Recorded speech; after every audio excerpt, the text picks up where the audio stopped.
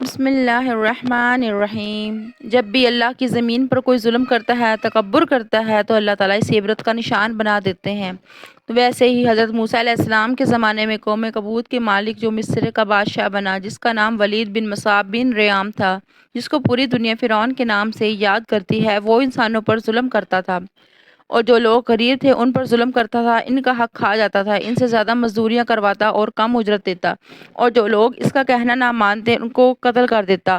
اللہ نے اپنے پیارے نبی حضرت موسیٰ علیہ السلام کو حکم دیا، اے موسیٰ، فرعون تک یہ میرا حکم پہنچاؤ کہ انسانوں پر ظلم نہ کرے، ورنہ اللہ کا عذاب اس کو لے ڈوبے گا۔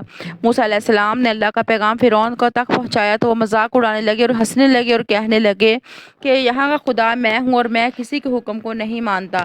تو اللہ تعالیٰ نے اپنی نشانیاں حضرت موسیٰ کے توسل سے دکھاتے رہے، اور کچھ ایمان لے آئے، کچھ فرعون سے سوال کرنے لگے، اور پھر سارا مصر حیران تھا۔ آخر فرعون نے یہ فیصلہ کیا کہ موسیٰ اور اس کی قوم بنی اسرائیل کو قتل کر دوں گا۔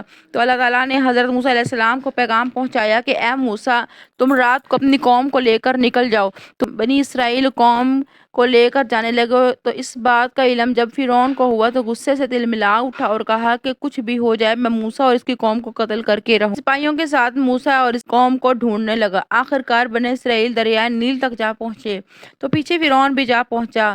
جب بنی اسرائیل نے فرعون کو دیکھا تو وہ موسیٰ سے کہنے لگے، اے موسیٰ، یہ تو نے ہمیں کہاں پھنسا دیا ہے؟ پیچھے فرعون ہے اور آگے دریا کا پانی۔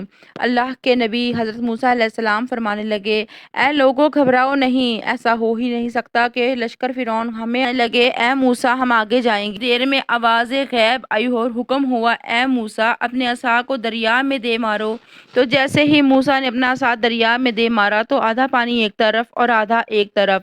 تو بنی اسرائیل کے لوگ کہنے لگے، اے موسیٰ، ہم میں بنتی نہیں، اپنے خدا کو کہو کہ ہمارے لیے الگ الگ رستے بنائے۔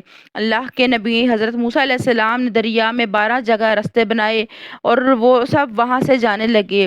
یہ منظر فرعون اور اس کے ساتھیوں نے دیکھا تو وہ بھی پیچھے پیچھے اسی رستے سے جانے لگے۔ جیسے ہی موسیٰ اور اس کی قوم نے درمیان میں فرعون کا لشکر موجود تھا تو اللہ تعالیٰ نے بس پانی پھر سے مل گیا اور فرعون اور اس کا لشکر ڈوب کر مرنے لگا۔